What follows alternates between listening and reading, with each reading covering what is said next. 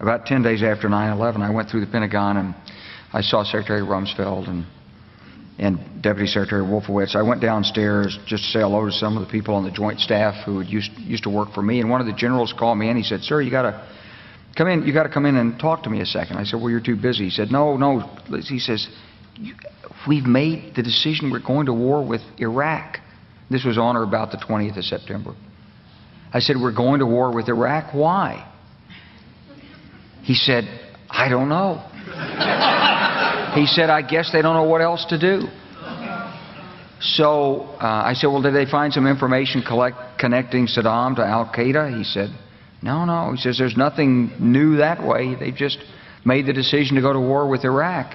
He said, "I guess it's like we don't know what to do about terrorists, but we've got a good military and we can take down governments." And he said, "I guess if the only tool you have is a hammer, every problem has to look like a nail."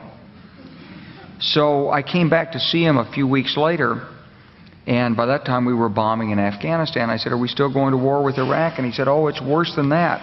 He said, he reached over on his desk, he picked up a piece of paper, and he said, I just got this down from upstairs," meaning the Secretary of Defense's office today, and he said, "This is a memo that describes how we're going to take out 7 countries in 5 years, starting with Iraq and then Syria, Lebanon, Libya, Somalia, Sudan, and finishing off Iran."